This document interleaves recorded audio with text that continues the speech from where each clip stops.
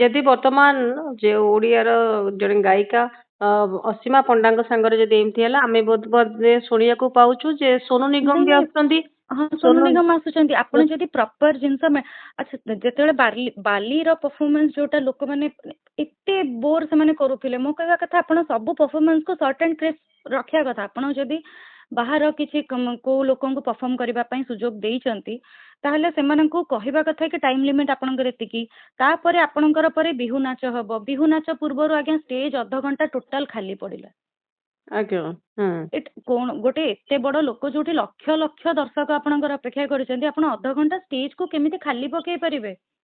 ନାଇଁ ଏଇଟା କଣ ରୁଲ ଥିଲା କି 10ଟା ପରେ କୌଣସି ଫଙ୍କସନ ହେଇପାରିବନି, ରାତି 10ଟା ପରେ କୌଣସି କାର୍ଯ୍ୟ? ସେଇଟା ବି ଆଉ ଗୋଟେ ଯୁକ୍ତି ଯୋଉଟା ଲୋକମାନଙ୍କର କହିବା କଥା। ହଁ 10ଟା ପରେ ଶୋ ବନ୍ଦ କରିବାକୁ ପ୍ରାୟ ଜାଗାରେ ପୁଲିସ କହନ୍ତି। ଆଣ୍ଡ ମୁଁ ବି ମାନେ ମୁଁ ଯେମିତି କହିଲି ଆମେ ମାନେ ତ ପ୍ରଥମେ ଦେଶର ନାଗରିକ ନା, ତ ଆମେ ଏଇ ସବୁ ଜିନିଷକୁ ଆମେ ମାନେ ପ୍ରଥମେ ଫଲୋ କରିବା ଦରକାର। ତ ମତେ ଯୋଉଠି ଯୋଉ ବି ମଞ୍ଚରେ କୁହାଯାଏ ପୁଲିସ ଆସନ୍ତି କୁହାଯାଏ ବନ୍ଦ କରିବା ପାଇଁ, ମୁଁ ବହୁତ ସମ୍ମାନର ସହିତ ବନ୍ଦ କରିଦିଏ। କାଲି ମତେ କେହି ଆମ ଟିମ ମେମ୍ବରଙ୍କୁ କହିଲେ ତ ମୁଁ ଷ୍ଟେଜ ଛାଡିକି ଗଲି। କିନ୍ତୁ ମୋ କହିବା କଥା ଆପଣ ଅସୀମା ପଣ୍ଡାକୁ ରାତି 10ଟା ବେଳେ ଏଣ୍ଟ୍ରି ଦେଲେ କଣ ପାଇଁ? ଗତକାଲି ଆପଣଙ୍କର 11:30 ଯାଏ ଶୋ ଚାଲିଥିଲା, ତ ମୁଁ ଭାବିଲି ଯଦି ଆଜି କାଲି 11:30 ଯାଏ ଚାଲିଛି ଆଜି ବି 11:30 ଯାଏ ଚାଲିବ, ହଠାତ୍ 10ଟା ବେଳେ ଆପଣ ଆସିବେ କହିବେ ବନ୍ଦ କରିଦିଅନ୍ତୁ। ଆଜ୍ଞା ଗତକାଲି ଯେତେବେଳେ 11:30 12ଟା ଯାଏଁ ଚାଲିଥିଲା, ଆଜି ଯେତେବେଳେ ଆପଣଙ୍କ ଶୋରେ ଏଇଠୁ 10ଟା ବେଳେ ବନ୍ଦ ହେଲା ଏବଂ ଆସନ୍ତା ଯେତେବେଳେ ସୋନୁ ନିଗମ ସେଇଥିପାଇଁ ଆସିବେ ଲୋକମାନେ ବେଶୀ ହର୍ଟ ହେଲେ। ହଁ କାହିଁକି ନା ହଟ୍ ଆଜ୍ଞା ଲୋକମାନଙ୍କର ସେଇ ଗୋଟେ ଯୁକ୍ତି କି ଆପଣ ମାନେ ଗତକାଲି ଆମକୁ 11:30 12ଟା ଯାଏ ରହିବା ପାଇଁ, ଆମେ ଏଇ ସବୁ ଭାଷଣ ଅମୁକ ଏଇ ସବୁ ଦେଖିବା ପାଇଁ ଆମେ ରହିଥିଲୁ, ତ ଆଜି ଆମେ କଲଚରାଲ ଶୋ ଦେଖିବା ପାଇଁ ଆମେ କଣ ପାଇଁ 10ଟା ବେଳେ ବନ୍ଦ କରାହବ? ତାପରେ ସେ ଲୋକମାନେ ତ 6ଟା, ମୁଁ ଯେମିତି ବ୍ୟାକ୍ ଷ୍ଟେଜ 6ଟାରୁ ବସିଛି, ତ ଲୋକମାନେ ବି ତ ସେମିତି 6ଟାରୁ 7ଟାରୁ 5ଟାରୁ ଆସିକି ଅପେକ୍ଷା କରିଛନ୍ତି ନା। ଅସୀମା ଆପଣ ଆଗରୁ କେବେ ବାଲିଯାତ୍ରାରେ ପରଫର୍ମାନ୍ସ କରିଥିଲେ, ଦେଇଥିଲେ? ମୁଁ ଆଗରୁ କରିଛି। କେବେ ଏମିତି ଅସୁବିଧାର ସମ୍ମୁଖୀନ ଆପଣ ହେଇଛନ୍ତି? ନା, ବାଲିଯାତ୍ରା ହଉ କିମ୍ବା ଯେକୌଣସି ବଡ ବଡ ଇଭେଣ୍ଟ ହୁଏ ସବୁଠି ଗୋଟେ ଫ୍ଲୋ ଚାର୍ଟ ମେଣ୍ଟେନ କରା ହୁଏ କି ଏତିକି ସମୟରୁ ଏତିକି ସମୟ ଇଏ ପରଫର୍ମ କରିବେ, ଏତିକିରୁ ଏତିକିଟା ମିନିଷ୍ଟର ଆସିବେ, ତାଙ୍କର ସ୍ପିଚ ରହିବ, କାହାର କେତେ ସମୟ ପରଫର୍ମାନ୍ସ, କାହାର କେତେ ସମୟ କିଏ ଷ୍ଟେଜରେ ରହିବ, ସେଟା ଅଲରେଡି ଡିସାଇଡେଡ ଥାଏ।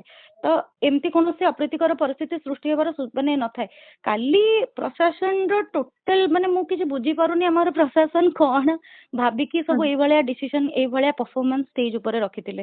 ଯଦି ଆପଣ ରଖିଥିଲେ ସେଇ ଜିନିଷକୁ ସବୁ ମେଣ୍ଟେନ କରିବା, ସବୁ ଏତେ ସମୟ ଧରିକି ଆପଣ ଅଲଗା ପରଫର୍ମାନ୍ସ କୁ ଦଉଛନ୍ତି, ତାହେଲେ ମୋ ପରଫର୍ମାନ୍ସ କୁ ଆଉ 15 ମିନିଟ ପଢେଇ ଦେଇଥିଲେ ଅସୁବିଧା କଣ ହେଇଥାନ୍ତା?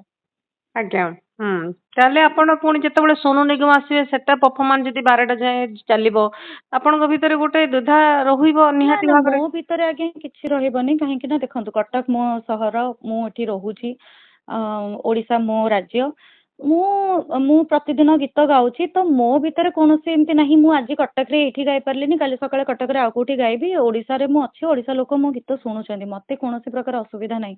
କିନ୍ତୁ ଯୋଉ ଲୋକମାନେ କେବଳ ବାଲିଯାତ୍ରାକୁ କେବଳ କଟକରୁ ଲୋକ ଆସନ୍ତିନି, ବାଲିଯାତ୍ରାକୁ କାଲି ମୁଁ ସେଇ ଯୋଉ ମଞ୍ଚରୁ ଓହ୍ଲେଇଲା ସମୟରେ କିଏ କହୁଛି ମ୍ୟାଡାମ ମୁଁ ପାରାଦୀପରୁ ଆସିଛି, କିଏ କହୁଛି ମୁଁ ମହାଙ୍ଗାରୁ ଆସିଛି, କିଏ କହୁଛି ମୁଁ ବ୍ରହ୍ମପୁରରୁ ଆସିଛି।